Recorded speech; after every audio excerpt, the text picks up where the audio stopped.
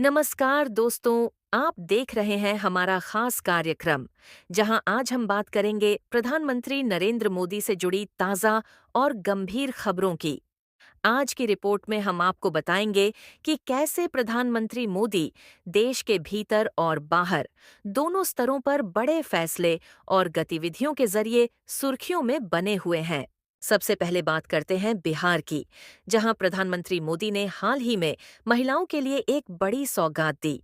Video conferencing के जरिए उन्होंने बिहार राज्य जीविका निधि क्रेडिट कोऑपरेटिव फेडरेशन लिमिटेड का शुभारंभ किया। इस योजना के तहत उन्होंने एक झटके में 105 करोड़ रुपए सीधे महिलाओं के खातों में ट्रांसफर किए। यह कदम इसलिए खास है क्योंकि यह योजना केवल कुछ हजार लोगों तक सीमित नहीं है, बल्कि लाखों महिलाओं तक पहुंचेगी। मोदी ने अपने संबोधन में कहा कि बिहार की महिलाएं अब सिर्फ घर तक सीमित नहीं रहेंगी, बल्कि छोटे-मोटे व्यवसाय और स्वरोजगार के जरिए अपनी पहचान बनाएंगी।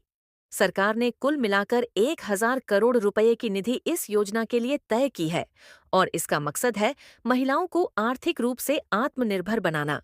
ये साफ दिखाता है कि सरकार महिला सशक्तिकरण को भाषणों तक नहीं, बल्कि जमीनी स्तर तक ले जाना चाहती है। महिला सशक्तिकरण के बाद अब बढ़ते हैं तकनीक और अर्थव्यवस्था की ओर। प्रधानमंत्री मोदी ने हाल ही में एक बयान दिया जिसने पूरे उद्योग जगत का ध्यान खींचा। उन्होंने कहा कि भारत अब फुल स्टैक सेमिकॉन राष्ट्र बनने की दिशा में तेजी से आगे बढ़ रहा है। मोदी का दावा है कि आने वाले कुछ सालों में भारत $1 ट्रिलियन के वैश्विक सेमीकंडक्टर मार्केट में बड़ी हिस्सेदारी हासिल करेगा। सरकार इस क्षेत्र में भारी निवेश कर रही है और दुनिया की कई नामी कंपनियां भारत में फैक्ट्री और रिसर्च सेंटर खोलने की इच्छुक है। मोदी ने कहा कि डिजिटल इंडिया का असली भविष्य तभी मजबूत होगा जब हम चिप्स और सेमीकंडक्टर बनाने में आत्मनिर्भर होंगे। इसका सीधा असर रोजगार, स्टार्टअप्स और देश की अर्थव्यवस्था पर पड़ेगा। अब रुक करते हैं विदेश नीति की ओर। हाल ही में आयोजित शंघाई सहयोग संगठन यानी एससीओ शिखर सम्मेलन में प्रधानमंत्री मोदी की मौजूदगी ने सबका ध्यान खींचा।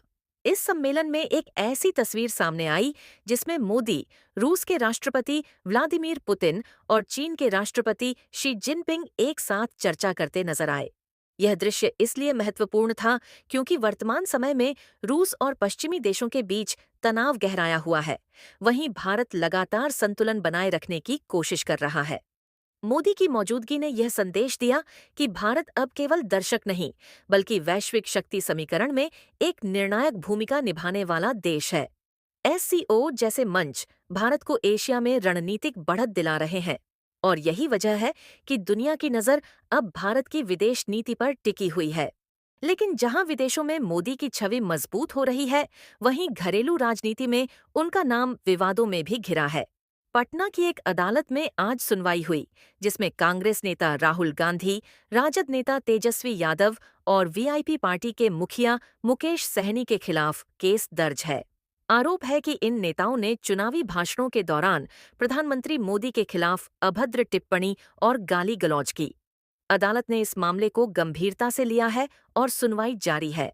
विपक्ष इस पूरे प्रकरण को अभिव्यक्ति की स्वतंत्रता का मामला बता रहा है, जबकि भाजपा का कहना है कि प्रधानमंत्री का अपमान देश के प्रधानमंत्री का नहीं, बल्कि पूरे देश का अपमान है और इसकी सजा जरूर मिलनी चाहिए। यह विवाद बताता है कि भारतीय राजनीति में भाषा का स्तर किस हद तक गिर चुका है और अब अदालतों को बार-बार हस्तक्षेप करना पड़ रहा है। अब बात करते हैं एक बड़े अंतर्राष्ट्रीय आयोजन की। प्रधानमंत्री मोदी जल्द ही मुंबई में आयोजित होने वाले इंडिया मैरीटाइम वीक में हिस्सा लेने जा रहे हैं। यह आयोजन 27 से 31 अक्टूबर तक चलेगा और इसमें दुनिया भर से समुद्री व्यापार और शिपिंग इंडस्ट्री के दिग्गज शामिल होंगे। मोदी यहां ग्लोबल सीईओ फोरम को संबोधित करेंगे, जहां वे भारत की समुद्री क्षमता और निवेश अवसरों को दुनिया के सामने रखेंगे। ये आयोजन भारत की ब्लू इकोनॉमी और मेक इन इंडिया मिशन को नई गति देगा।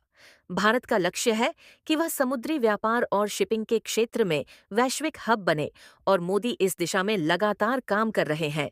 दोस्तों, अगर आप इन सारी खबरों को एक साथ जोड़कर देखें तो एक तस्वीर साफ नजर आती है। एक तरफ प्रधानमंत्री मोदी महिलाओं को आर्थिक ताकत देने में जुटे हैं, दूसरी तरफ देश को सेमीकंडक्टर और तकनीक के क्षेत्र में आत्मनिर्भर बनाने की कोशिश कर रहे हैं।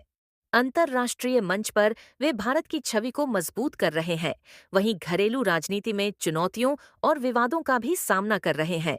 इसके साथ साथ वे आने वाले आयोजनों के जरिए भारत को वैश्विक निवेश और व्यापार का केंद्र बनाने की दिशा में कदम बढ़ा रहे हैं। यानी कि कहा जा सकता है कि मोदी सरकार का एजेंडा साफ है, भारत को 21वीं सदी की महाशक्ति बनाना। हालांकि रास्ता आसान नहीं है, चुनौतियां बहुत हैं, लेकिन सरकार के हर कदम से यह स्पष्ट झलकता है कि लक्ष्य बड़ा है और इरादे मजबूत हैं।